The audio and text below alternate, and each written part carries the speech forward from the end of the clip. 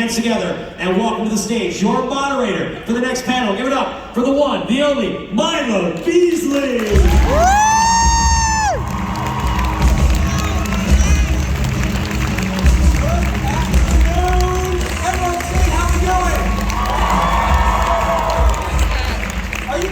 My friends?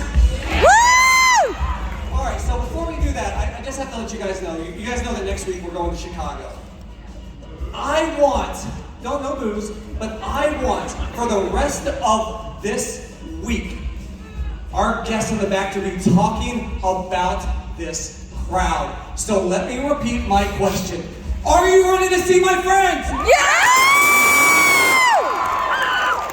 Please help me welcome out first. You know him as the voice of Deku. Please.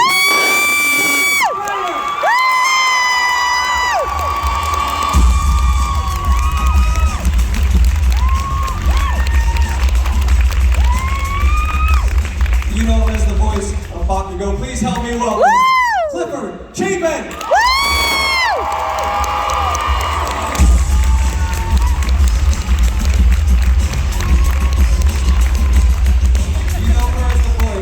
Ochako, please help me welcome Lucy Christian.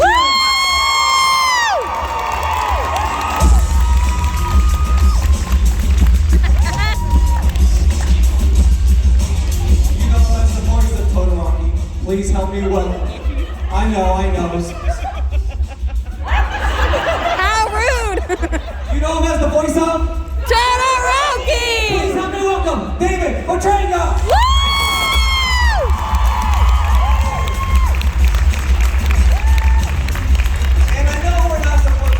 Favorites up here, but if we were, please help me welcome the voice of Suyu, Monica.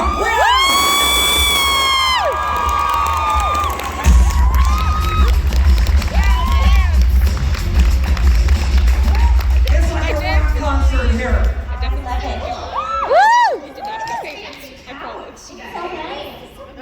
So how are the folks of Seattle treating you guys? Oh, it's been amazing. Woo!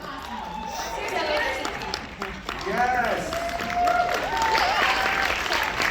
Now before I get to our questions up here, I actually have a question for you guys out there. Since it's dark, I really need some noise. How many of you started watching My Hero Academia since March of 2020?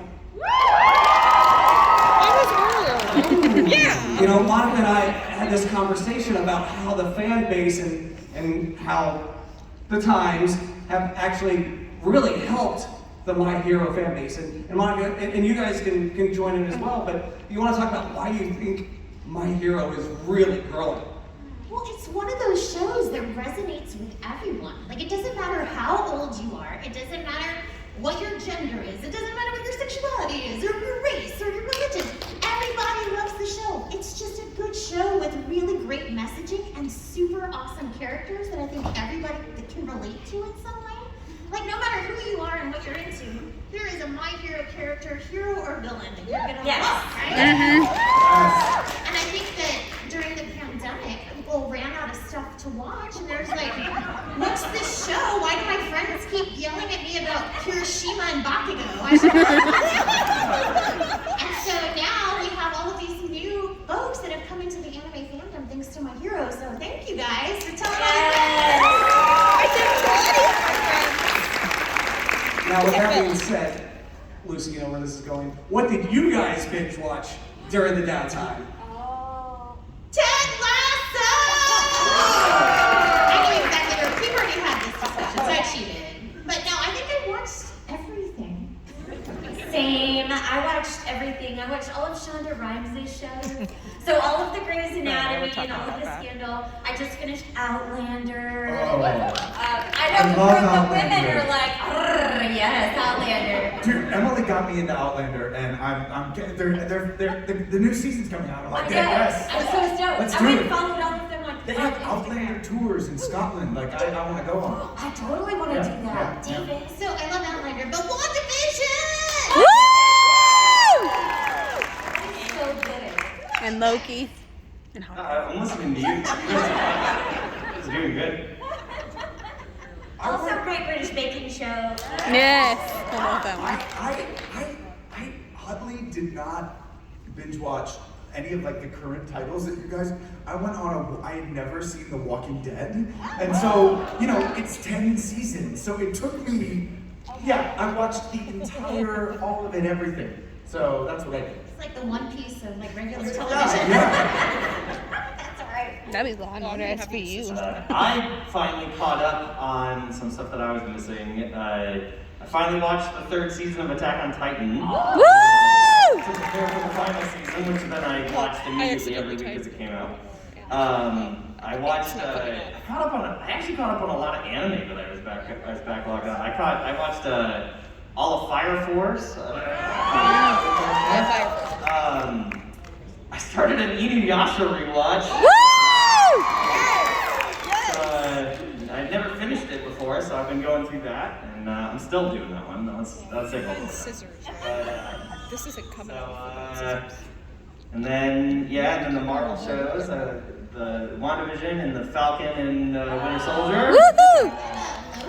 Loki. Loki. I'm just gonna stick with this. Watching Hawkeye right now. Yeah! So. What about you, Justin? Oh gosh, what didn't I watch? Yeah, I watched a bunch of junk, and you don't have to cheer for it if you don't care. I watched The Righteous Gemstones, I watched Vice Principals, I watched Succession. Oh, Yeah, that's what I expected. I watched Futurama. Woo! Nice, cartoons, that'll do it. And a bunch of other stuff. My media diet kept me very full. Let's say. But then when you were able to go back to work, did you all have to build a home studio? Did you already have a home studio built so that you could go back to work? I think everybody's a little different. I think most of us had some sort of recording capability at home because we have agents and we do other things like commercials and whatnot. So you have to be able to record your auditions at home and have them sound professional. I think that we all realized very quickly into this that we were gonna have to step up our game. So I know like my home studio was like, I made it myself and it's pink and awesome and I love it. And then I realized very quickly, oh, when it rains, you can hear it. Yeah. And now that I don't get to choose when I record, I have to go by their schedule. This isn't gonna work. Yeah. So I had to actually pay A lot of money. to have a real studio run in. But it is the best money I've ever purchased because now I can roll out of bed and it's like, hello, I'm ready to record. Yeah, I don't have, my story is very similar, so I won't take up the time. Same, I had a semblance of something that worked well for the times and what I needed it for, and then immediately, I think it was April, we kind of exchanged some messages about it. April, I was like, I have to pivot, this has to be something better. And immediately talked to all my engineer friends and, got something that I love now. So yeah, it's like people, when now they give me the option, do you want to do this in studio? I'm like, do we have to? I can do this here. Yeah. Yes, I already had a little studio at home that is pretty good sound-wise. But I recorded things like audiobooks and stuff from home. I never thought I would record anime at home. That was just always a studio thing, and with having to match flaps and stuff. But honestly, I think it's been partially a blessing in disguise. I think the fandom has noticed that studios are able to cast people from different markets a lot more easily, and it makes the dubs that much more diverse and interesting. So I hope portions of what we've done stick around. I had no home capabilities. Like, I couldn't even do auditions from home. Like, the one time I ever did an audition from home, I literally, threw my comforter over myself and my, microphone and just sort of hoped and prayed that it was good enough. But I was very fortunate. A friend of mine had a whisper room, which is, essentially a professional box to record in. And I reached out to them and I was like, hey, what are the dimensions of that whisper room that you had? I need to probably buy one because I have no way to record in my house. And she was like, oh, I actually want to sell that. You want to buy it? And I was like, yeah. And she's like, do you want a microphone and a preamp and everything? I was like, yeah. And so she just was here's Do you want me to deliver it? Yes. Yes. It was seriously like everything was like professional studio grade stuff, and it was just like, here you go. Oh, and here's two monitors and a monitor stand and just an HDMI cables. I was like, heck yeah! Like, so I got it really cheap because it was all used, but it was like barely used. And so then I was like, well, this is mine now, and it's been great because now kind of like what Lucy was saying is it has expanded, insanely like what we're allowed to do. Like just this past week, it was announced that I'm in the newest part of JoJo's Bizarre Adventure, and so is Dave. A year to 2 years ago, well, probably 2 years ago, because we've been in this for like 2 years now. But like 2 years ago, that would have been a whole process. We'd have to get on a plane and like go to LA and stuff. And now they're like, oh yeah, you got like a home studio. It's fine. You're in. Cool. Awesome. Great. Justin, did you have a setup already? Oh, we don't have to talk about me. Well, let's just say my journey was interesting. As it is, because I had kind of sort of cold feet about getting a full studio set up in my home, because at the time I was like, well, it's all gonna blow over in a couple months, so right? How embarrassing. But we make it work, right? What is this year? What is this week? This is like week 98 of our 2-week quarantine. Yeah. This is the longest 2 weeks ever. All right, so with that being said, by show of hands, how many of you recorded in your PJs?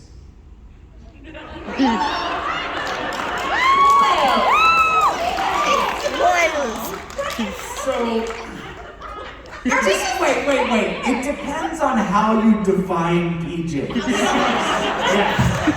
Because, does that mean that I purchased these things in the pajama section? I have a pair of shorts that I really enjoy. You sleep in them? No, I don't really sleep in them. But They're not very- pajamas. Okay, then no, That's yeah. not pajamas. Then my non-hand raise was accurate. Can I say though, during the summer, and I don't know if you guys dealt with this, so in studios, like, you have to be very careful about air conditioning. We all live in Texas. I don't know about you guys, but I have recorded whole sessions in like as little as possible. Because you're just sweating, right? And you're like, of course I'll do another take. So yeah, I That's the will best not feeling. Same. Back in the, about, I don't know, 20 rows back, there was the best reaction to I live in Texas. And it was like, whoa. Which, let me tell you, I feel the same. I feel it. We all do. Yeah. We get it. But to speak on this whole thing, I have been very strict with myself that, especially in the early parts of the quarantine, I felt like we were all going through something, right? And it was very common for people to be struggling with a sense of depression. Yep. And I'm gonna be honest with you, one of the ways that I decided I was like, I'm gonna combat that feeling of depression is I'm going to get up every day and treat it like I would any other work day. Is so I got up and I went through my routine, I brushed my teeth. Did you wear shoes? Do you wear shoes as well in the booth? I let the shoes go. Now that's the question I want to know. Is But I genuinely had this whole thing of like, get up, get dressed, and treat it like any other day that you would normally have gone out into the world. And Yeah, ladies, he's a professional. so I don't think I've recorded in Roll out of bed and grab shoes my laptop. literally since Months. February. except 2000. for the third movie where they actually had us come into the I studio. was to in a record. studio for that. Yeah, right. Mhm. Yeah. Woo! Third movie. Woo, Texas. Oh.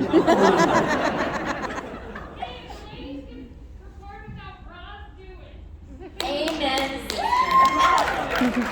all the time. Do you remember prior to auditioning the hubbub around the manga? Word around the studio that there is this project. of My Hero? Do you remember him and then thinking, oh man, I need to get on that show? Yes. Go ahead. So I was actually directing at the time on a different show, and we'd been doing a bunch of simuldubs. This was still the early days of simuldubs for Funimation, and so we had been doing like 12 shows a season, 16 shows a season, numbers that today make the number of simuldubs that comes out of Funimation look like measly, but at the time it was phenomenal. And there was some starting buzz about this show called My Hero Academia, and we all didn't know really much about it. Like, we knew the manga was around, and there were a few volumes of the manga out, but not too terribly much. And there was a lot of talk about like, oh, this might be a big show. This show has a lot of potential to be something big. And I was like, okay, cool. And then, but then the season came, and the number of simuldubs went from like 16 or 18 or whatever it was to 6. It's expensive, y'all. And so all of the actors who had been like, oh, this is great, like I'm a good voice actor, and I'm working on all these shows, and I'm paying my bills, suddenly we're like, oh crap, there's no work, like if you're not in these 6 shows, you're not getting a paycheck, and so at the time, there was a lot of stress and a lot of like, I gotta get on the show. And for me personally, because the number of shows went from 12 or 18 or whatever it was to 6, and I was just on contract for directing, it was like, well, you're not gonna have a show to direct next season. I was like, oh, all right, cool. So then that became my thing of like, well, I better get on My Hero Academia because I'm not gonna have a paycheck. And so yeah, we did the auditions, and it was pretty nuts. I remember a lot of people wanted to audition for it, and it's funny. We as actors are funny people, because sometimes we get offended by things that are not really offensive, like that they'll get like. There were people that were like, well, why didn't I get to audition for the show, but they got to audition for the show? And it's like, I don't know, they asked. Like they asked, could I read for this show? Sometimes it's that simple. And it's really sometimes that simple, but like, it was crazy to see these people and then a lot of those people ended up getting into the show anyway, that didn't get auditioned. Every season, So. new characters were introduced, so people have gotten to be. So a lot of people were held off, because it's like, I know there will be a better character for you. That's in the future. thing. When you audition, you really just want to do your best, because you're auditioning for not just the roles that for the future. So I the only thing I can add to that is I remember sometimes we audition in person, and sometimes, or at least in the before times, and sometimes we audition at home in our studios, and you email the auditions in. Now most of everything is audition via email, remote recording. But this is before I actually lived permanently in Dallas. I happened to be in Dallas doing a play at Dallas Theater Center, and Colleen was like, hey, do you want to come in and audition? And we get to the point where we audition for a bunch of stuff, and you just go in, you do your thing, and you try to just move on with your day and forget about it and whatever. And I was just there I think I was recording something, and then afterwards I was gonna audition, and I remember, and I hadn't heard a ton of buzz yet. I wasn't connected into that yet. And I was ready to do the audition, and like 5 minutes before I was gonna go in, Colleen passed by the lobby, and she was like, oh hey, yeah, it'll be just 5-10 minutes, and you've heard about this show, right? It's has the potential to be really pretty big. And all of a sudden I was like, I really want this show. Like before I was just gonna go do my thing, and then all of a sudden my investment just went poof. And so and I walked in with those kind of nerves, and and auditioned, and it turned out okay. But So speaking of auditioning, did you audition for other characters other than who you ended up with? Yes. Yeah, I auditioned for, here's one thing that you guys probably already know about anime, but just in case you don't, we normally use our natural voices way, way more than you would think in anime, right? So for me, I like to do really fun and quirky voices. So whenever I audition for a show, I look for the strangest characters, right? I'm like, who are the weirdos? Those are my people. So I auditioned for Suyu, and I auditioned for Mineta,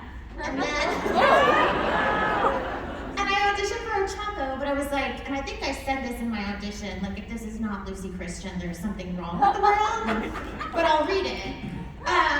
But in the end, it was kind of funny. This is a little bit of my hero trivia. Apparently, Colleen couldn't decide where she was going to put me and Brina Palencia. So there was a 50% chance that I would have been Mineta. And I love you, Brina, but I win. Because Mineta is. Yeah. She does such a great job with him, but ew. Yeah, just ew. I read for Suyu, I read for Mineta. I think I read for Headphone Jack. Jiro. I think I read for Jiro. But then I read for Ochako. But I've got to tell you, I was not going to audition for the show because I don't live in Dallas, I live in Houston, and that's 4.5 hours away. And I had been driving up for years and years and years, but I had 2 small kids at home at the time. And I was like, you know what, I need a little break. I'm not going to audition for anything new. I'm going to keep doing One Piece and the shows I have, but I'm just, One Piece, yes. Talk about a pandemic, watch, yes. Yeah, my kids have just started watching One Piece. They're older now. But They'll be older when they get done. that's exactly right. Hopefully the pandemic is over. That's right. Yes. But I was up there working on One Piece, and I ran into Ian Sinclair in the hall, and he said, "Are you reading for my hero?" And I said, "No." And he bullied me into. Oh, okay. You are Lucy Christian. Go audition for that show. And I was like, I don't understand. Why are you being so mean to me? But I'm so glad you did, because it would have been so sad if I hadn't. I ran out, and I remember I went out, and there were people waiting to read. And we have sides.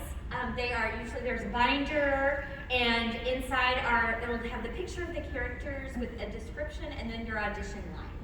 So you can flip through and get a good idea of what they're gonna ask you to do. And the directors are, just FYI, if you find yourself, they'll say, hey, is there anybody you would like to read for? Because maybe they haven't considered you for something.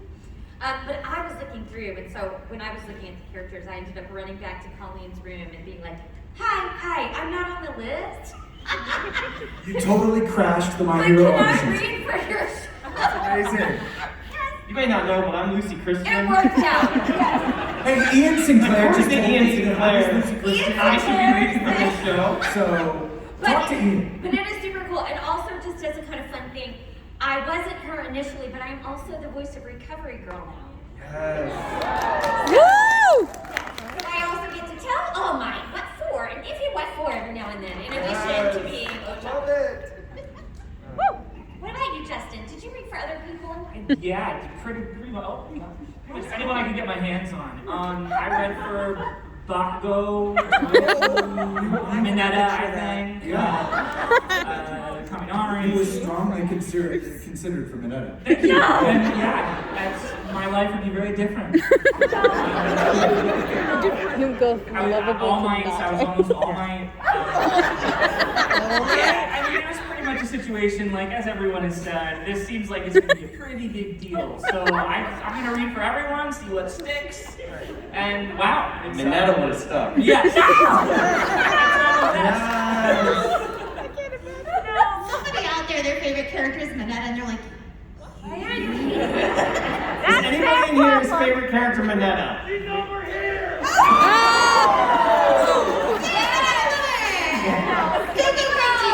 Sticky balls.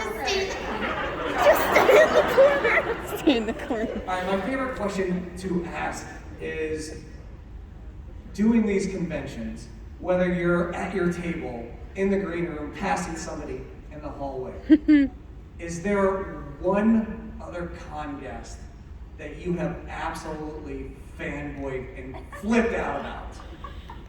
Oh. Yes. First of all, I love conventions because we get to meet you guys and hang out, and I get to hang out with these folks. Like the fact that Lucy and I get to go to conventions again after all of these years is super, super fun. But I was a child of the 80s, and this movie came about when I was about 12 called The Lost Boys. I must have watched that movie like 150 times. Like, I told my mom I wanted to be a vampire. She was like, I'm a little worried about you, but I'll take you to see it again because it's rated R. So I absolutely just loved The Lost Boys. And a few years ago, our agent actually has Jason Patric and Kiefer Sutherland on his roster. And so we all went to Long Island, or no, Rhode Island. Conference. Very different. Very different. Whoopsies. One's actually an island. We went to Rhode Island Comic-Con, and they were there. And I never thought that I was gonna get to meet them. But I had told Gilbert, our agent, like, hey, oh my gosh, Jason Patric, here's that. He actually I was at my table signing, and then this gentleman is standing there, and I'm like, oh my God, it's Michael! Just like that, no. Sorry for your ears. And so he came over to take a photo with me, and I was like, my inner 12-year-old was just like, and the whole time I'm like, oh, hello, Mr. Patrick, it's so nice to meet you. How am I keeping it together? And then that night we had what we call a family dinner where the whole agency will get all of their guests together and we all have dinner, and in walks freaking Kiefer Sutherland. And I'm real pale. I tried to keep it together, but I was red. But you know what he did? Talk about a guy who really does not need any introduction. He walked around the table to each individual person and was like, hello, my name's Kiefer Sutherland. I'm like, but he was really great, so it's kind of nice. You know, they say don't meet your heroes, but every once in a while. I mean, I don't know if they were my heroes because they were vampires, but what about y'all? There are several, but I got to meet Christopher Lloyd, and yeah, I just love his body of work, not only as an actor, but as a producer. He comes from the theater that I respect. So yeah, he's the first person that comes to mind. There are several people on the Sons of Anarchy cast that I got to meet that I was like, oh my God, I love that show. But one of the main ones was I got to do a convention. It was a smaller convention in Amarillo, I want to say, and there were not very many guests there. I think I was the only voice acting guest, and the headlining guest was Edward James Olmos. And so I got to ride in the car to the airport with him. We chatted, we sat at the airport. He was learning lines for I forget the name of the show. It's a spin-off of Sons of Anarchy. So anyway, those are what come to mind. Yeah. I love that guy. His journey is amazing too. Lucy? Carrie Elwes from Princess Bride. As you wish. Yes. Yes. So I'm not much of one to have that like fan freak out type moment. But I have been a lifelong fan and collector of Transformers. Yeah. I have a ridiculous collection because it's 30 years old at this point. But in the last convention we did before lockdown, we were at this con, and my wife is Krista McGuire, who's also a voice actor. We were at the con together. We were in the green room eating lunch. In come these two older gentlemen with their wives, and they grabbed their food and they asked, they're like, may we sit here? I was like, yeah, sure. And so everybody introduces themselves, and my name's Peter. This is my wife, it says his wife's name, and this is Frank, and this is his wife, and whatnot. So we're all just sitting and talking. We're talking about the internet at the hotel and like all these sorts of things. And do you know about the secret bathroom and like all these sorts of little things, right? And always a secret bathroom. There's always a secret bathroom. There's always a secret bathroom. And I haven't found this one yet, but I will. And so usually at cons, I will like go out onto the show floor and I'll like look for any Transformers that I might not have in my collection and stuff, or that I'm interested in, things like that. But I had already done that at this show, and made any purchase I wanted and whatever. And so Kristen was like, all right, I'm gonna go back out to the table, and I was like, I'm gonna go back out in like a few minutes and whatnot. So she goes off and whatnot, and the gentlemen have to go to their panel, so they leave, and then I go out to the floor. Jump ahead to that night, she and I are getting ready for bed, and she goes, those guys we ate lunch with were really nice. I wonder who they were. And I went, are you telling me that you don't know who those guys were? And she's like, no. And I was like, their names are Peter Cullen and Frank Welker. And she's like, okay. And I was like, that's Optimus Prime and Megatron. And she goes, oh, so that was like a big deal for you. And I was like, you really didn't know who they were? She's like, no. I was like, oh my God, I'm so lucky you didn't embarrass me. She's like, what? And I was like, what if you'd been like, do you want to go and look for Transformers? She's like, how inconsiderate would I have been to have been interested in your interests?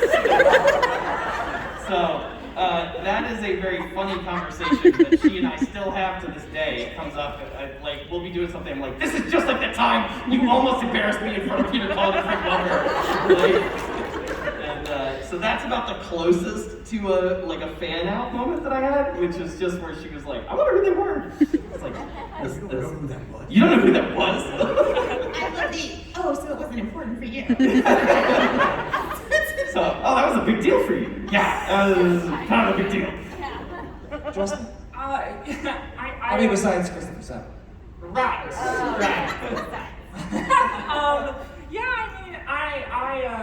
I tend to get distracted by my neighbors if I'm sitting next to someone that I recognize. So, like, for instance, I've been next to Jodie Benson before, voice of Ariel, voice of my childhood. And I would spend, swaths of time just looking over there and seeing her interact with the kids and everything. People would be in my line, like, can I get an autograph? I'm like, what do you want? What? I'm in the middle of something. And it's happened with Charles Martinet, the voice of Mario, and all everyone, and he's doing all these like yahoo and everything. And I'm like, this rules, man. I'm so glad I came to this convention. What do you want? Can someone deal with these people? I really appreciate all of the media that these folks come out to promote, and so I'm a fan as well. It's super cool to see how they interact with folks. I will say, I was starstruck once. I had just seen Good Omens, just blew through that series, and then the convention I went to that weekend, David Tennant was there. And I ended up, I would totally freak out. Yeah, exactly. He was getting coffee before me. He was waiting for his Keurig to finish up, and I stood there like a little imp. I know, and I couldn't muster up any courage. I was like, I just saw you kick ass on TV. What's gonna happen next time we're at a convention with David Tennant. He'll be like, I loved your work I'm and my gonna go hero. over there and be like, my friend Justin. It would make my I'm life thinking of if all he the said that awkward he things you liked guys to work on my hero. Make my life. Do any of you guys have any questions out there? All right, so we have two microphones right there. Before we get to yours, I have one more question. This is mainly for Justin, and it's because I like your answer on this subject so much, and that is the subject, and you are all familiar, shipping. No. And and what are your thoughts and feelings about the fandom and their shipping of characters who may not be together or who, are in separate realms. I really love your opinion on this. So can you share? My darlings, my dears. It is unfortunate that we can't really discuss shipping too much. It's not really, it's kind of above our pay grade. It's classified. Let me tell you, I think it's really amazing to meet everyone and see how passionate they are and see what characters they resonate with. Everyone reads media differently. Everyone approaches a text differently based on your upbringing, your personality, who you are now, who you are 5 years from now. And I think it is honestly utterly fascinating to see who you end up shipping with who, where you find evidence for whatever you're thinking, where there's no evidence at all, maybe. You're just having fun with it. I truly think it is the coolest thing. I am not the arbiter of anyone's enjoyment or fulfillment. And I just say, do you. I really appreciate all of the passion and energy that you put into subjects like these, so yeah, that's all. Unfortunately, I can't say much more than that. I've seen sort of our loose opinions get weaponized in the fandom, and that's what I don't want at all. I want you all to engage with us positively and have a great time, because we all love the show so much, and we love these characters. So, my favorite ship is your favorite ship. That was so good, Jessica. All right, we're gonna start over here to our right. Yeah, all right. Hello, what is your name? Hi, my name is Callie. I'm from Everett. Hi. My question goes out to those of you who read for Minetta and luckily got different roles. Could you possibly do the voices you did while reading for Minetta? So, the funny thing is what I did actually was very similar to what Brina did, because I don't know why, but when somebody's kind of weird, I think it's funny if they have a list, because then you don't concentrate on how creepy they are, because all of a sudden they're cute, because they have a list, right? So with Minetta, he looked kind of in this area, like, oh my gosh, you guys, have you seen the boobs on that girl?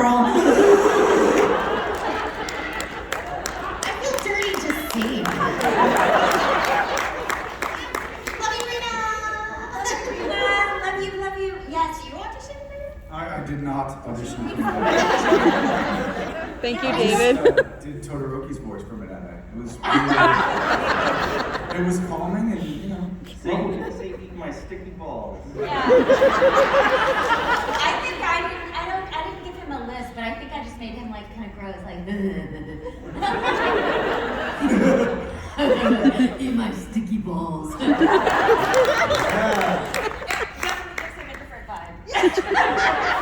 It's like the Beavis and Butthead version of that. I love that, yeah. Kind of tracks for Minetta, yeah. Thank you.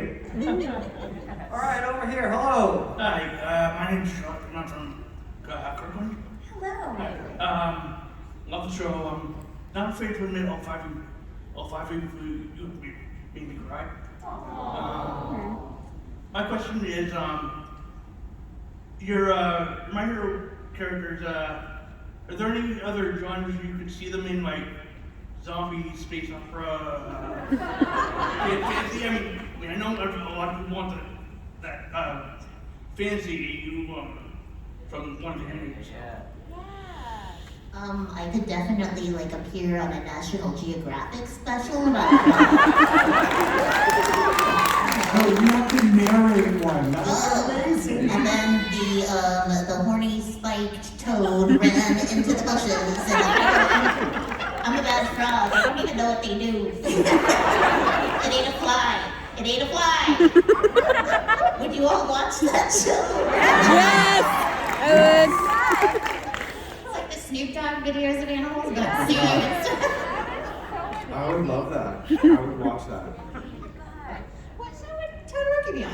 He would be probably in the DC universe somewhere. Yeah.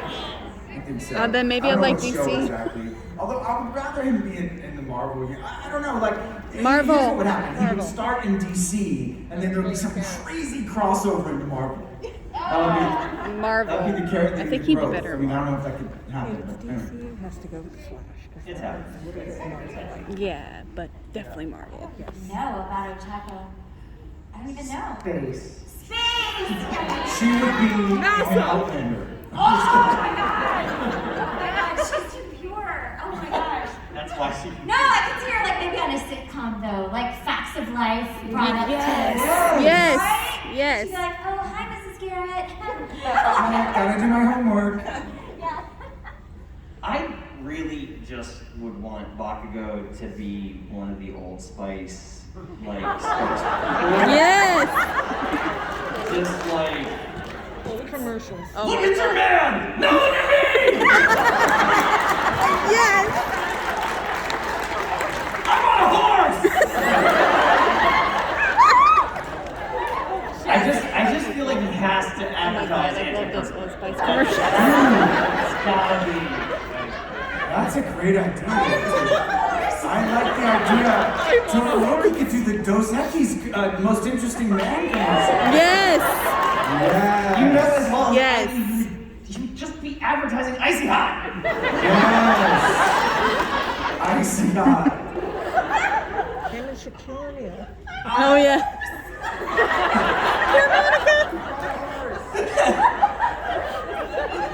Okay. Justin. I could see Deku on like VH1, I love the 90s sort of talking about like, yeah, back when we all watched all like the animated series, it's pretty sick. Or I don't know, on some like medical disaster show. He's like one of the guest speakers on like the Exactly. Toys That Made Us. Right. Right here.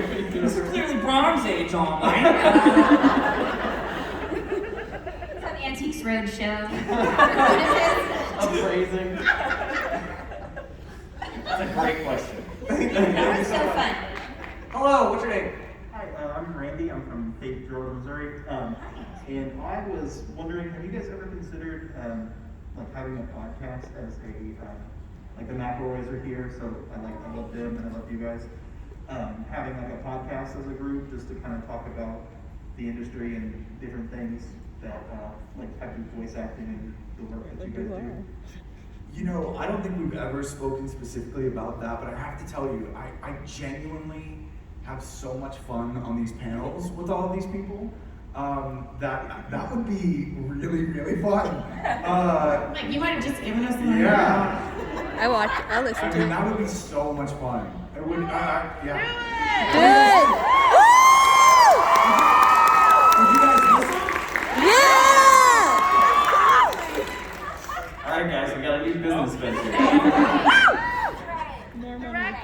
More David Todd, Can and I'm I'm good. gonna tell you guys a thing that if I could figure out the legality of this, which it would be an absolute nightmare, I would love to do a Christmas album called My Heroic Christmas, where all of us got to sing in character. Yes. Which I'm telling you right now, it would be a terrible, like, the legality of it would be so difficult. That would be so fun. But like, I just think about the thought of Twice singing Baby It's Cold Outside with himself. Like, protesting that he has to go, but he also has to stay. Like, that's like so funny. And I really just want the I don't even know what the song is called, but it's the Alvin and the Chipmunks Christmas song. It's like that one. Because I just want Bakugo to be like, I just want a hula hoop! Like, I just think it would be the funniest idea. And I have no idea how to legally make that okay. And I want you all to know that I've thought about it a lot. And it will debut on the first episode of our podcast. Thank you so much. Hello over here. Hi, so my name is Conrad, and I'm from Seattle. I did graduate Western in 2020, spring of 2020. After 5 years. Thank you, and it's a hallelujah moment. It's good to be back at Comic-Con, and you guys were super awesome when I saw you guys at the autograph. I was trying to practice my socialization skills, to be honest, because it's been so long, and you guys are the best. But anyways, my question is, what is like one thing you're looking forward to like during the holiday season? The debut of our Christmas album.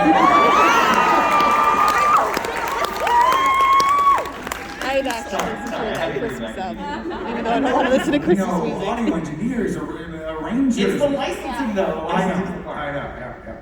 That's the part I don't know. They managed to do it. That is true. It's true. Yeah, release it on iTunes. Yeah. Uh, I'm gonna get to see my family. We didn't travel obviously last year, so I'm looking forward to that. And if all goes well, I'm taking my kids to Disney. Like in the first part of January. So I'm like, they've never been. Land or world? World.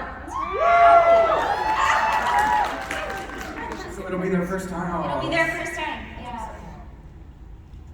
Yeah, for me it's a pretty simple, family's always been really important to me, and life gets so busy, and that kind of quality time where, I can just relax as well, and we're just hanging out as I get older, is just so invaluable to me. So that's what I'm looking forward to.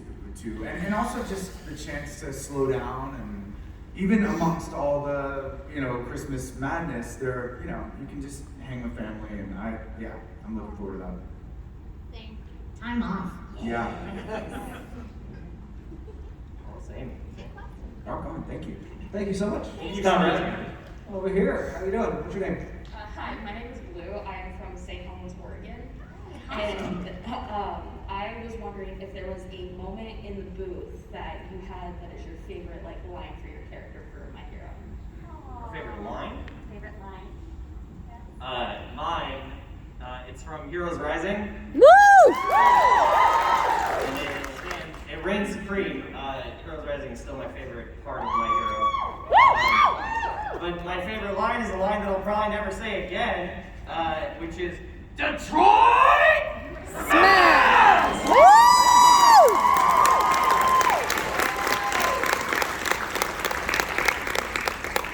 My favorite line, I really love that Sue is super sweet, but she's also a little sassy. She kind of likes to call people out. So there's a time where Bakugo is doing his Bakugo thing, and she's like, well, with that attitude, you'll never be popular.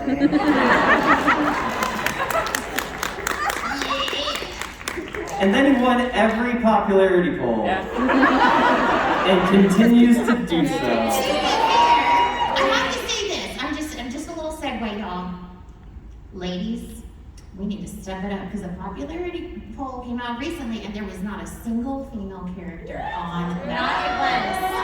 I know. So, ladies and gentlemen, let's change that. It doesn't have to be a Toga or a Robbie, but Toga, I don't care who, Ariel. That's right. Let's get a lady on that list. Just one lady. We'll start with baby stuff.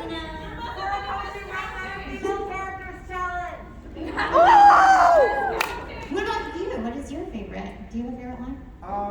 I do, but I have to say, if you've seen the third, I won't do it because no spoilers if you haven't seen it, but the third movie, Todoroki really got to kind of come out of his shell a little bit, not only in working with the team and with Midoriya and Bakugo, but also in his fighting. Like, he really went for it. Fun fact, we did that scene, and we had about 10 minutes left and it's the scene, like the big battle scene that he's in, right? And we had about 10 minutes left, and we had just moved on from it, and I said to Colleen, I was like, Colleen, I want to get that again. Can we do that section again? So this was me asking to shred my voice again, right? But I felt like it was so important, and I had an instinct about it, and I was like, can we do that again? And she was like, look, we've got to finish this. We have 5 minutes. Let's finish. We had like 4 more cues left. If we have time, we'll go back. And I was like, okay. So we got it done. We went back, and she goes, I really didn't think you were gonna beat it, but that's the one we're gonna keep. So that's the one that's in the movie. So I love that moment just because of the character's growth and my instinct about like, let me get one more. The other line I like is, hey Midoriya, what are you, All Might's secret love child?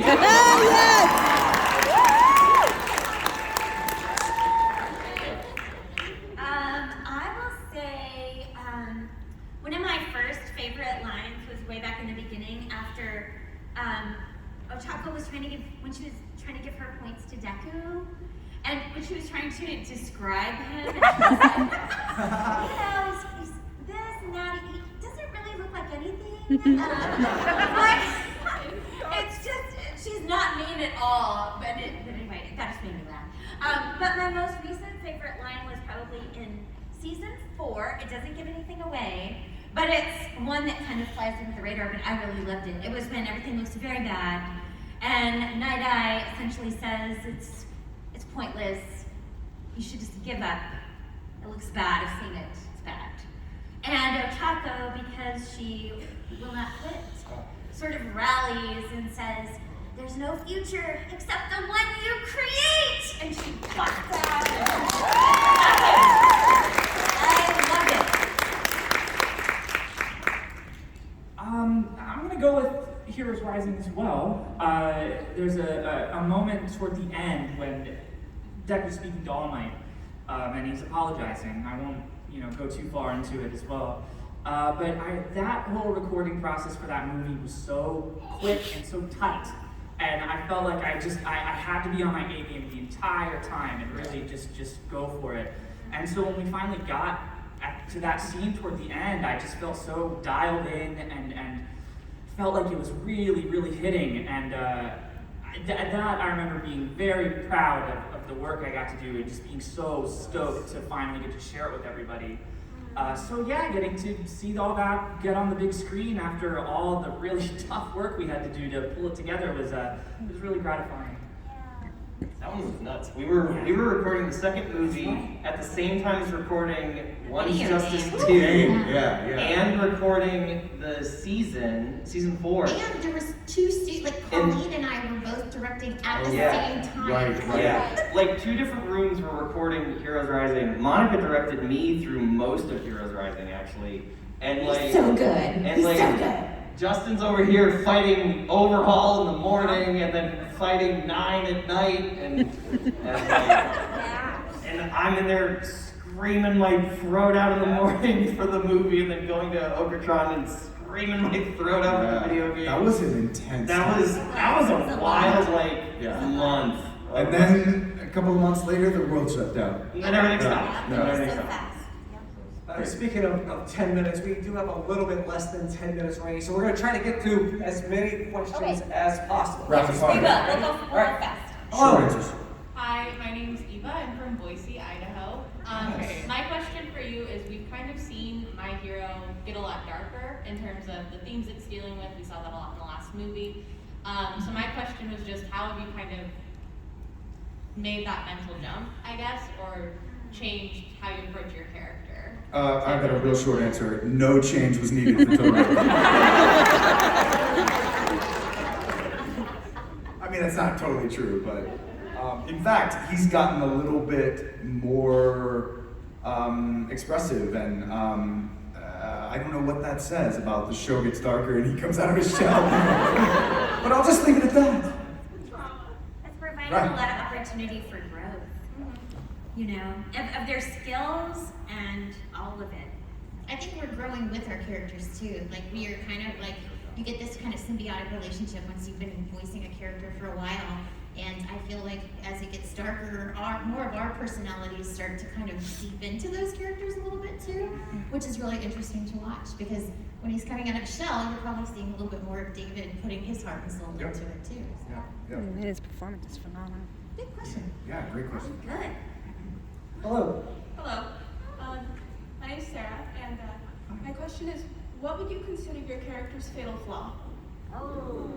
Fatal flaw? Ooh. It's hard being so perfect. Does it have to be fatal? Can't it just be like a mistake? I think Suyu Yu is incredibly trusting, and she loves her friends, and I always worry that one of them could be not so nice, and that could get her in trouble. The UA traitor. Nobody else has an answer? Deku can be a little too willing to put himself in harm's way. Yes! You could stand to practice just a little more self-care. Yes! Yeah, can we stop shipping him in the bed? Well, you shouldn't go eat people's hair either. You should want his hair, and then suddenly someone goes abroad. Honestly, I don't know that Otaku has a flaw. I might say, but I mean, I might say that How her. Bakugo of you. I know. I might say that her flaw would be not being able to express her feelings.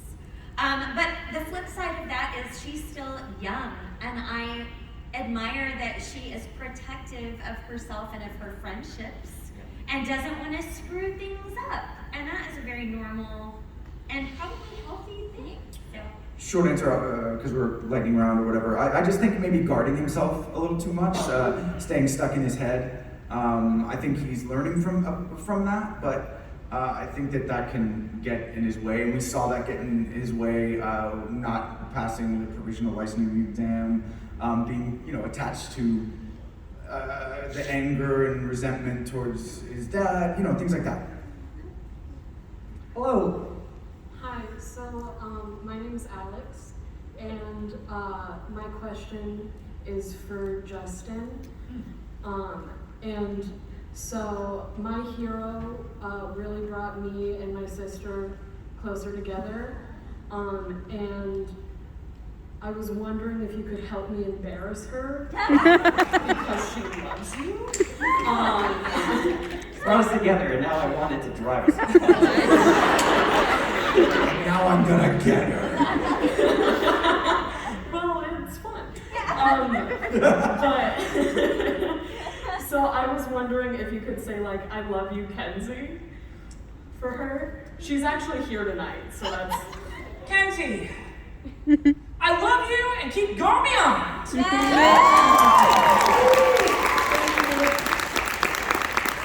Hello, what's your name? I'm Jude Salam. Hi. Hello. My question is, what are your thoughts on my new episode idea?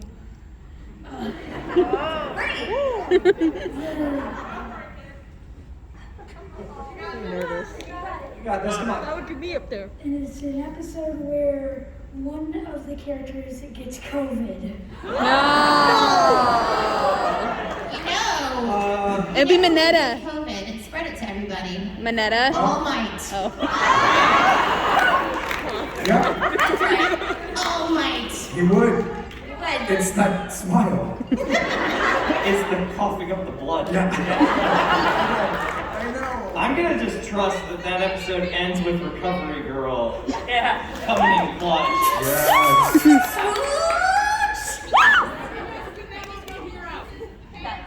I think that's We brilliant. love it.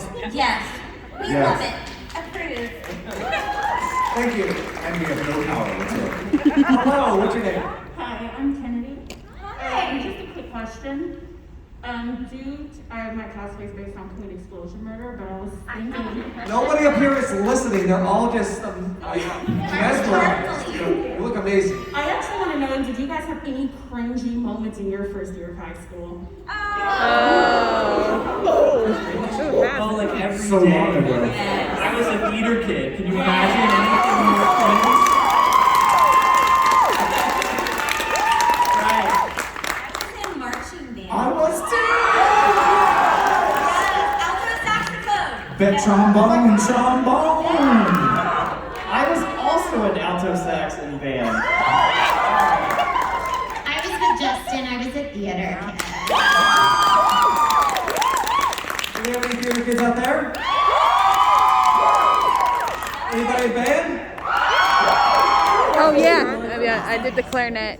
Yes, it was all cringy. It truly gets better. It was, it gets better. Even when I thought it wasn't cringy later in high school, it was still really cringy. Hello, what's your name? My name is Sophia. I'm from here in Seattle, and I I was going to ask you what your favorite quote was in the show, but someone asked a question similar to it. So instead, I'm going to ask, what is your favorite running gag in all of My Hero Academia? It doesn't have to be ongoing currently, just as long as it was there for more than one episode. Oh. From any character, doesn't have to be your own. I hated Bakugo's combed hair. I hated it. Like, all of the scenes where Bakugo's angry about that, that's not acting. I was actually angry. I was like, this is so terrible. Honestly, I don't blame you. So, that's probably my favorite running gag because it's the one that caused the most emotional turmoil for me. So. I love that. Oh, go ahead. No, please go. Oh, no, please. After you. I don't have a lot of gags. I love Deku's muttering. And it's really fun for me because, you know, it is scripted and basically the direction is go as long as you can. And so I'll just rattle through a paragraph of nonsense and you can't even really make it out, but it's just a ton of fun. Mine is less, it's my favorite running gag is an entire relationship, which is the Todoroki Bakugo, like, friendship. Yes! That dynamic of, don't tell me what to do, you know, like, I love it. I love it. I guess it's a running gag, but because she doesn't do it so often, but whenever Otako barfs rainbows. I'll count that. I always go, oh, right. They do that. I don't know, this is not a running gag, but you know how Todoroki will do like the breath out of like the after freezing? I love that, but in the third movie, I'm gonna fanboy out about my own character for a minute.